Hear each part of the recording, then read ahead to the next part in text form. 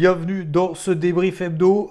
Comme on dit, hein, jamais 2 sans 3. Donc nous allons faire à nouveau un débrief hebdo nature. Non mais juste nature en fait. Bon, très content de vous retrouver en ce dimanche. On a beaucoup de choses à vous dire, oui, parce que je ne suis pas seul cette fois-ci. Je suis avec mon pote Rodolphe qui va vous faire en détail le point technique. Mais avant ça, on a la partie macro à voir cette semaine puisque nous avons eu le communiqué de la Réserve fédérale américaine. Alors, qu'est-ce que nous a raconté Jérôme Powell? Il nous a dit déjà que les progrès finalement en matière d'inflation depuis le début de l'année, c'est pas terrible. Et donc, a fortiori, on a des chiffres d'inflation qui sont supérieurs à ce qu'on attend. 3,5% d'inflation, je rappelle. Le coût de l'emprunt restera plus élevé, plus longtemps que prévu. Alors pour le moment, il exclut complètement une nouvelle hausse des taux, mais ne sait-on jamais. Donc, vous vous en doutez, la Fed n'a pas baissé ses taux d'intérêt et ils les ont laissés à 5,5%. Et la question surtout à laquelle il fallait répondre, il a quand même bien réussi à la botter en touche, c'est la croissance. Bah oui, vous vous souvenez, la croissance s'est fait un petit peu dérouiller, en tout cas par rapport à ce qu'on attendait. On attendait 2,5% de croissance, finalement seulement 1,6% de croissance au premier trimestre 2024 pour la première estimation, il y en a 3 au total. Et il a dit en fait moi la croissance on s'en bat les couilles, on s'en bat les couilles, on s'en bat les couilles.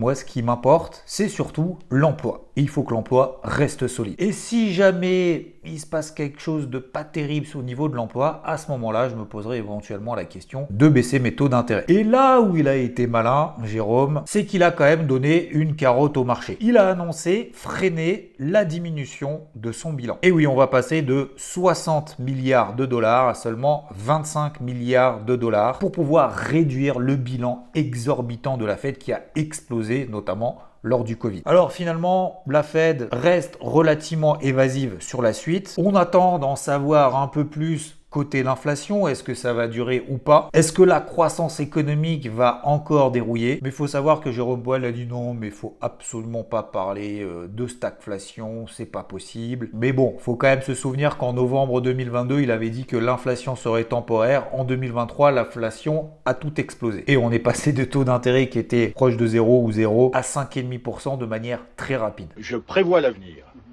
Et celle-là, tu l'as prévu celle-là? Donc pour lui, c'est de la stagflation temporaire. En attendant, il y a une banque centrale qui doit faire avec la dérouille de sa devise, c'est le yen, on en avait déjà parlé dimanche dernier. Donc du coup, la banque centrale du Japon a déployé cette semaine pas moins de 35 milliards de dollars pour pouvoir soutenir le yen. En tout cas, essayer. Et puis l'inflation en Europe qui était en train de diminuer ces derniers mois est aussi en train de ralentir. 2,4% d'inflation. La bonne nouvelle, c'est que la hausse des prix, notamment sur le secteur des services, a aussi ralenti. On était à 4%, on est à 3,7% désormais. Bref, la Banque centrale est plutôt confiante pour revenir à son objectif d'inflation de 2% d'ici l'année prochaine. Bon là, on reste bien évidemment sur des projections, sur des suppositions, sur des objectifs. Ça peut largement évoluer. On voit d'ailleurs aux États-Unis, l'inflation qui est en train de repartir en flèche. Mais en tout cas, la Banque centrale européenne est plutôt confiante pour baisser ses taux d'intérêt dès le mois de juin, donc bien avant la Réserve fédérale américaine. Et puis, dernière chose concernant le pétrole, on a la première compagnie pétrolière des Émirats arabes unis qui a dit avoir renforcé sa capacité de production. Et ça, c'est un mois avant que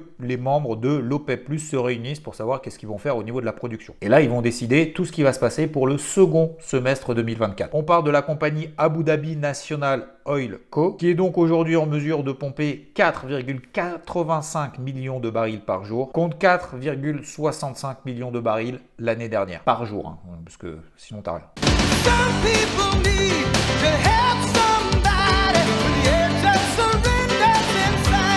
Alors on se pose beaucoup la question puisque ça y est, on est au mois de mai, le fameux adage Sell in May and go away. Ça marche pas forcément si on regarde en fait de manière historique. Finalement, si on regarde l'évolution du SP500 du mois de mai à la fin de l'année, c'est plutôt positif. Alors certes, les performances passées ne présagent pas des performances futures, mais pour ceux qui aiment ce genre de stats sur la saisonnalité, la voici. D'autant plus lorsqu'on est quelques mois avant une année d'élection. FT, tu peux me faire un deuxième point chaud parce que là, c'est très très chaud.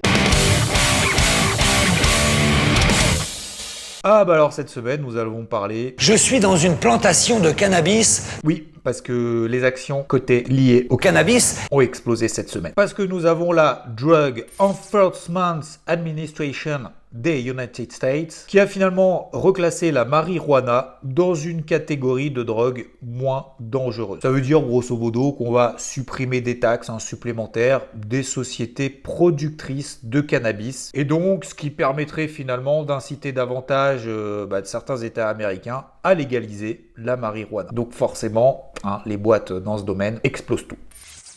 Alors cette semaine, nous avons eu publication d'un mastodonte, nous en avons même 2 cette semaine, mais on va parler d'Apple, dans le top 5 des plus grandes boîtes parmi le SP500. Alors le bénéfice a été publié mieux que ce que les analystes attendaient, légèrement mieux, mais c'est quand même relativement suffisant. On est à 1,53 $ par action au deuxième trimestre fiscal. C'est terminé donc le 30 mars. On attendait 1,50 $. Donc c'est vraiment tout petit peu mieux que ce qu'on attendait. Mais surtout, en fait, Apple a annoncé et ont eu l'approbation de racheter de manière supplémentaire 110 milliards de dollars de ses propres actions. Donc forcément, l'effet est positif sur l'action. D'ailleurs, à ce titre, nouveau produit dévoilé par Apple, donc l'iPhone 172 a priori, je crois, c'est le 7 mai. Et nous allons parler de Block. Pourquoi est-ce qu'on va parler de Block ? Vous allez tout de suite le comprendre. Au-delà du fait que le groupe a révisé à la hausse ses prévisions de bénéfices pour l'année, ce qui est d'ailleurs plutôt une bonne nouvelle, elle a annoncé qu'elle va investir chaque mois 10% de ses bénéfices. Dans quoi ?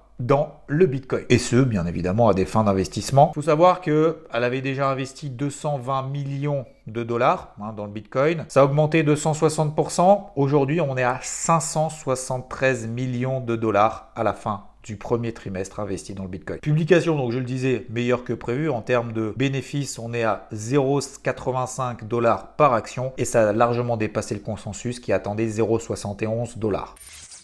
Allez, avant de passer à la partie technique, parce que cette semaine, oui, je sais que vous appréciez particulièrement cette partie, notamment technique, bien détaillée avec des graphiques et tout. Un grand merci d'ailleurs pour vos retours à ce sujet. Cette semaine, c'est mon pote Rodolphe qui va s'y coller. Et on remarque d'ailleurs cette semaine que l'Europe a quand même beaucoup plus de mal que les États-Unis. Alors me concernant, je travaille surtout le CAC 40. On voit que cette zone des 7900 points, même si elle n'a pas été encore enfoncée, elle est en danger. Et les indices américains ont mieux réagi finalement à ce qui s'est passé après Powell et surtout après Apple. Mais ils reviennent aussi finalement ces 3 indices phares, le SP500 sur les 5100 points qui est une grosse zone clé en daily, l'équivalent des 17 800 sur le Nasdaq et des 38 500 points sur le Dow Jones. Bref, je laisse Rodolphe vous parler de tout ça en détail. Salut tout le monde, salut FT, salut Xav. J'espère que vous allez bien et que vous passez un très bon dimanche matin. Rapidement, ça y est, je suis un vrai YouTuber, je crois que c'est bon. J'ai réussi à mettre ma tête, je vais baisser mon micro. FT, tu coupes pas parce que j'en ai chié pour arriver jusqu'à là. Quelle heure là ? 4h30.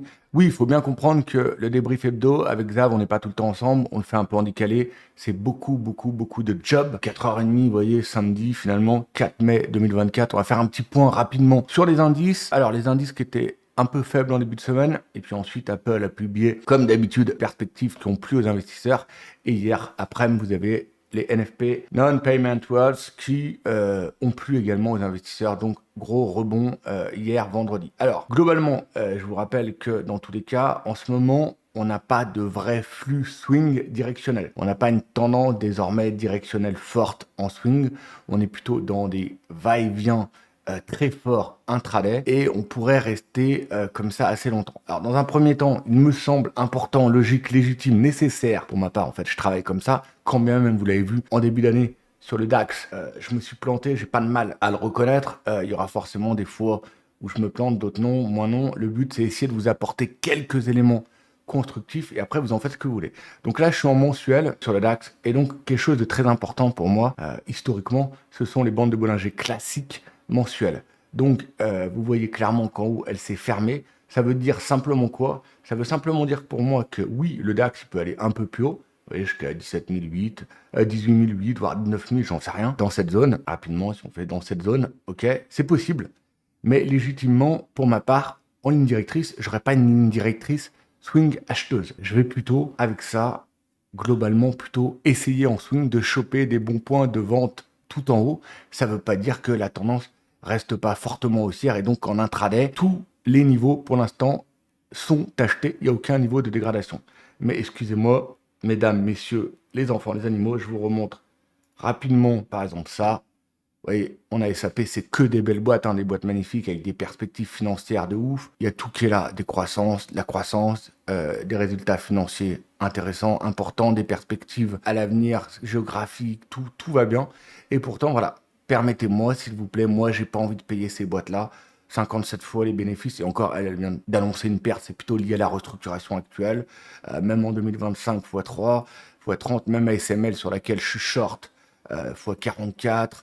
Même du Nvidia, ça va un peu mieux maintenant, x37, x30 en 2020. Donc voilà, ce sont des PER que moi, personnellement, j'ai pas envie d'acheter en swing. Et donc, c'est ce qui fait que en swing, je suis assez, on va dire, en retrait sur les achats pour ma part. Une petite explication pourquoi parfois on croit que je suis baissier, alors qu'il n'y a pas plus bullish à la base que moi, mais bullish intraday, parce que clairement, le marché nous montre que pour l'instant, on peut vraiment être acheteur comme vendeur, voire plus sur fin de semaine acheteur. Mais pour tout ce qui est plutôt mensuel à horizon quelques semaines, quelques mois, je me méfie et je préfère vendre les rebonds là-dessus. Donc ça, je suis en mensuel. Rapidement, je suis sur le DAX. En hebdo, on n'apprend pas grand-chose de plus, si ce n'est que à chaque coup qu'on a un gros move comme ça, progressivement, les bébés hebdo se mettent à plat et parfois on a 1 ou 2 ans de dérive latérale. C'est peut-être ce qu'on va avoir là. Et donc pour la semaine prochaine, c'est le but quand même de ce débrief hebdo. Pour ma part, c'est pas trop de faire le passé, mais plutôt le futur, quand même elle me plante. Vous voyez que, voilà, là je suis en journalier, et donc la semaine prochaine, ça va être assez intéressant. On voit clairement que pour l'instant, on est plutôt dans des ranges. Et à chaque coup, les ranges sont vendues en haut et sont achetées en bas. En 2 secondes, je peux mettre un trait là, vous êtes d'accord, autour des 18 250. Et voilà, un niveau de dégradation, on va dire plutôt autour des 18 008. C'est le range dans lequel on évolue à peu près depuis 15 jours. En haut, c'est vendu. En bas, c'est acheté. Alors, la semaine prochaine, vu qu'on a bien terminé la semaine sur les indices, il est tout à fait possible et probable qu'en début de semaine, on aille chercher le haut de ces ranges, donc vers 18 002, 18 003. Malheureusement ou heureusement, on a les bandes de Bollinger journalières qui sont en train de se fermer autour de ces zones, là, et là. Et donc, en fait, j'estime pour ma part qu'actuellement, il faut mieux, à un moment donné, c'est ce qui est le plus compliqué pour moi aussi, parce que forcément, vous allez à l'encontre de ce que vous voyez, vous allez à l'encontre de vos émotions à ce moment clé, c'est-à-dire que quand on est en bas, donc sur une dégradation, il faut acheter, et quand on est en haut, sur une accélération, il faut plutôt vendre. Et donc, c'est un peu ce qui s'est passé depuis 15 jours. Donc, semaine prochaine, si on va sur 18 002, 18 003, même 18 350, vous voyez, par ici, c'est pas pour ça que ça va me donner confiance dans il faut acheter à tout prix. Donc, oui, début de semaine, si on ouvre, j'en sais rien, autour des 18 000, 18 050, 18 100, continuer de suivre ce rebond de vendredi jusqu'à là, pourquoi pas. Mais pour ma part, je vois plutôt qu'on est dans des forces d'opposition.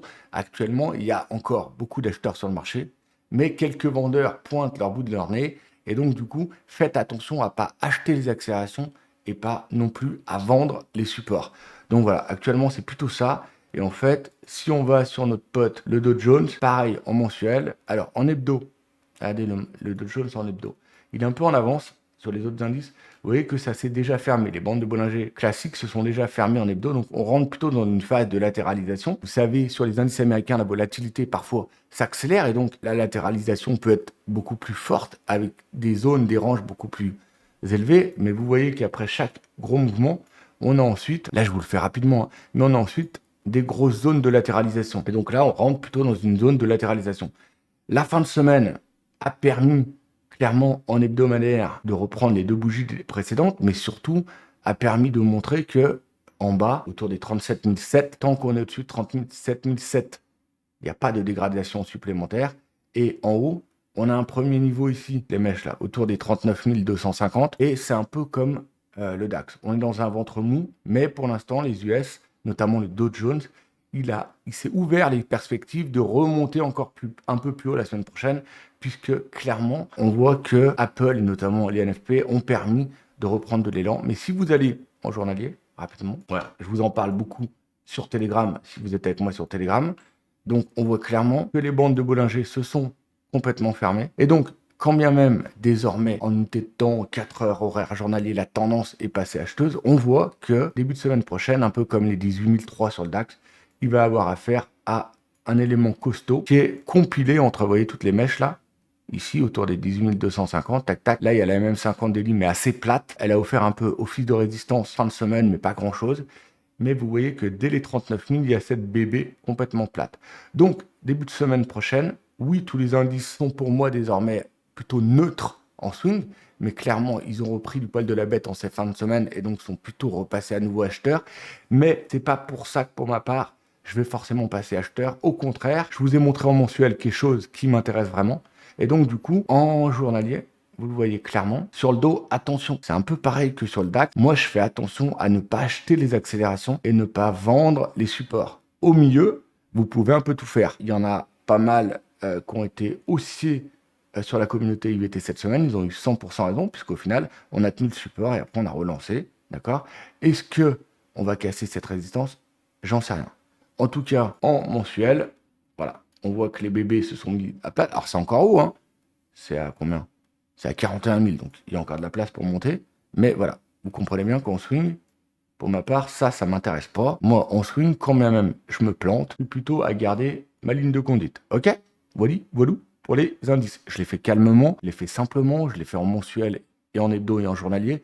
On va pas rentrer dans les unités de temps plus courtes, mais au moins vous avez une base de travail qui, à mon avis, actuellement, c'est attention de ne pas acheter trop sereinement les accélérations haussières et attention de ne pas vendre trop sereinement, on va dire, les tests de support journalier. Passons maintenant à la partie crypto. Ça y est, c'est panique sur le Bitcoin qui passe sous les 60 000, même sous les 58 000 $. Ouh là là. Mais alors, pourquoi est-ce que pour nous, au contraire, c'est une bonne nouvelle? Réponse tout de suite avec Rodolphe. Allez, les filles, on fait un petit point crypto rapide. Attention, je viens de regarder la vidéo sur indice rapidement qui va être ajouté, enfin qui a été ajouté à débrief. Il est maintenant 5 heures. Personnellement, je suis sorti du lit il y a 2 heures, donc excusez-moi, hein, je suis pas très bien coiffé, je sens pas mauvais, mais bon, j'arrive devant les écrans pour vous, parce qu'après, moi aussi, j'ai une journée qui enchaîne. J'ai 2 gamins, et légitimement, j'ai une famille, et nécessairement, il faut que j'accorde du temps également pour elle, pour mes potes, etc. Donc, excusez-moi, je suis pas rasé, je suis pas très bien coiffé, c'est pas grave, on commence. Allez, go, les cryptos. Alors là, vous pouvez pas me dire que je vous ai pas pris en traître, que vous soyez sur mon Telegram, sur Twitter ou n'importe où. J'ai balancé quand il fallait rentrer. Bitcoin 57 000. Donc, pour faire un point, Total 3, c'est un graphe que j'ai sur IVT, avec une ellipse, d'accord? Donc, vous voyez, deuxième test majeur de la MM20 hebdo sur Total 3, donc c'est Bitcoin et Ether exclus. Deuxième test majeur, d'accord? Et vous voyez que le deuxième test, le bas du range, a encore fonctionné. Grosso modo, pourquoi j'ai fait des flèches comme ça et une ellipse?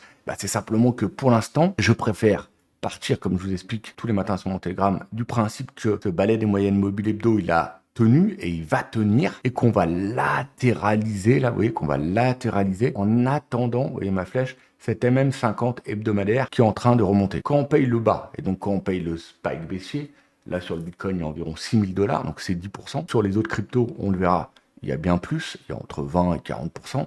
Vous avez deux solutions. Je prends mon petit word, hein. Soit vous êtes un trader expérimenté, aguerri, et là alors, au bout de, 10% sur le Bitcoin, mais on va dire plutôt 20-30 sur les HAL, vous prenez un TP1, et si ça retombe, vous recommencez. Et si vous êtes juste là pour l'investissement et qu'en fait, vous n'avez pas envie de vous faire chier, et ben grosso modo, je vous l'ai toujours dit, il faut choper des bons points. Donc, si là, on estime que le scénario du balai de moyenne mobile hebdomadaire, etc., haussier de ce début d'année va se poursuivre, alors vous allez choper et attraper des bons points. Et donc après, vous ne pouvez pas faire ce que le trader expérimenté fait, c'est-à-dire acheter, vendre un peu, racheter, revendre un peu, racheter, etc. Vous êtes obligé de tenir vos positions moyen terme. Alors j'en sais rien, ça peut être sur 6 mois, ça peut être sur 3 mois, ça peut être sur 2 ans. Ok ? Donc il y a ces deux manières de faire. D'accord ? Pour ma part, je fais un peu des deux. Mais donc, si on revient sur les cryptos, donc aucun souci sur Total 3. D'accord ? Mais ça veut pas dire qu'on n'est pas à l'abri, que ça remonte encore un peu, et que ça retombe encore un peu, le temps que cet MM50 arrive. Ça se trouve, ça va se faire même un peu plus bas, et ensuite ça repartira. Après, vous avez deux sortes d'entrées, deux types de cryptos. Vous avez par exemple les cryptos comme INJ, qui sont un peu en avance, qui ont été très fortes en début d'année. Donc elle, vous voyez qu'elle a déjà fait sa MM50 hebdomadaire. Donc on va dire que grosso modo, elle est devenue un peu plus faible, mais peut-être parce qu'elle est en avance dans le cycle. D'accord ?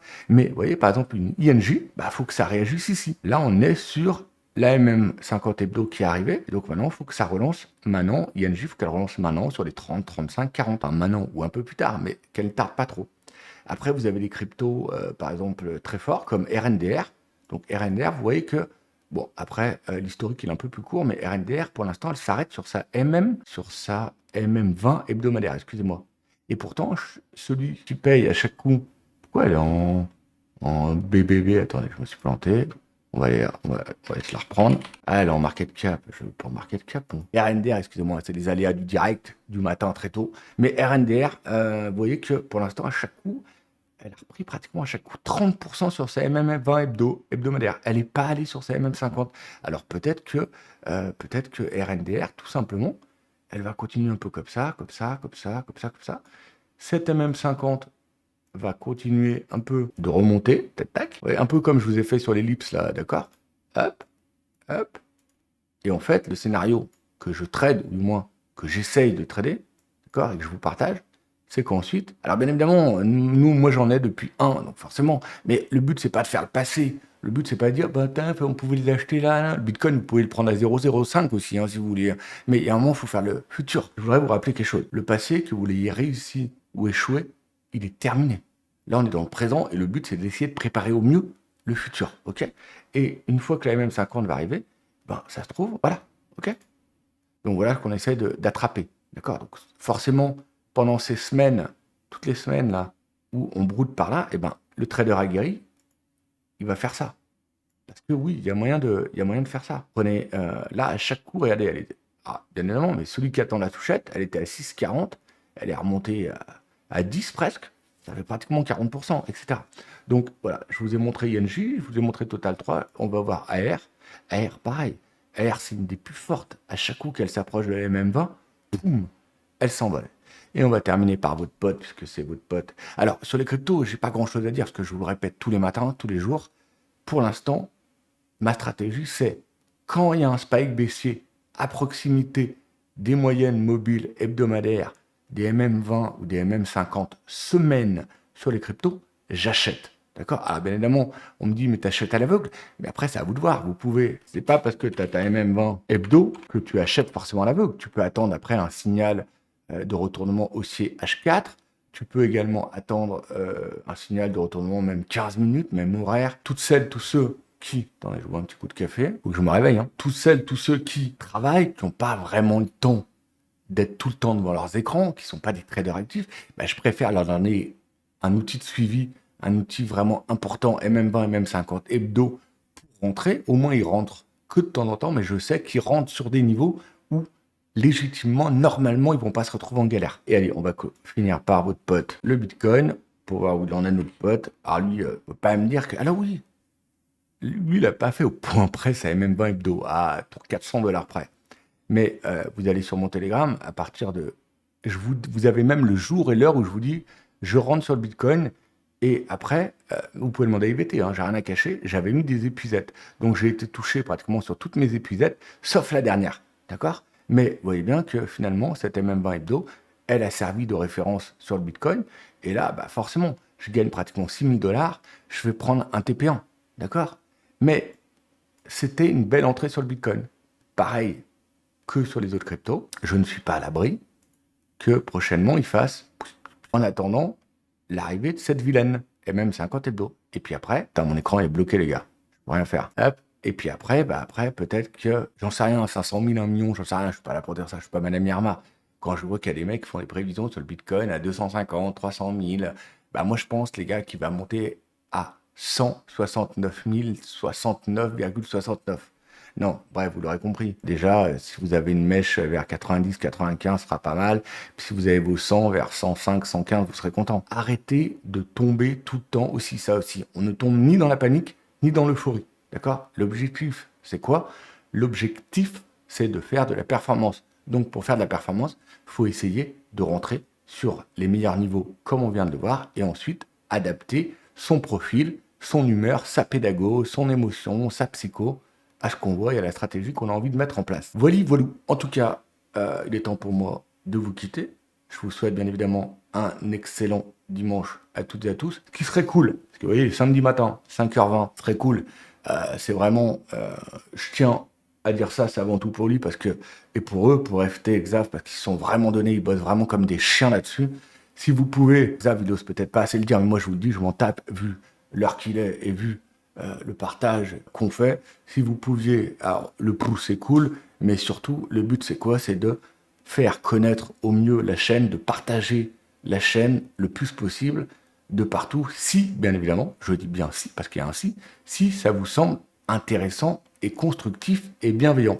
Ciao, ciao, je vous embrasse. Et je terminerai en disant... FT, attends. Mets-moi un petit jingle, la minute pédagogique, s'il te plaît, ça fait un moment. La minute pédagogie avec Xavier Fenot. Faut être calme quand même sur les marchés. Il ne faut pas surréagir à ce qui se passe ou à ce qui ne se passe pas. Il faut toujours essayer d'ajuster son curseur d'exposition et bien regarder en fait ce qui se passe en daily, en weekly, que ça soit d'ailleurs sur les marchés tradis que sur les marchés crypto-monnaies. Globalement, en fait, on est dans des gros ranges, alors plus ou moins larges. Il y a plus ou moins de propreté technique, j'ai envie de dire, en fonction des actifs. Il y a toujours des actifs qui sont plus forts que d'autres qui surperforment, d'autres qui sont plus faibles et qui sous-performent. Mais il ne faut pas se focus systématiquement et avoir ses œillères sur son petit trade du moment. Je sors, je rentre, est-ce que je coupe pas? De changer en fait radicalement finalement de casquette, de stratégie et de ligne directrice, et il faut essayer d'adapter son exposition progressivement en fait selon une ligne directrice qu'on s'est fixée, et on voit très bien que les discours finalement des banques centrales sont un petit peu dans ce sens-là où on voit qu'ils tâtonnent, ils attendent, ils patientent, ils ajustent. Et ce qui est vraiment important en fait dans ces moments-là, c'est d'intervenir sur des niveaux clés, parfois même d'ailleurs en amont d'un vrai signal qu'on peut avoir sur le marché, et éviter surtout de rentrer, de sortir en mode bourrin quoi. C'est pas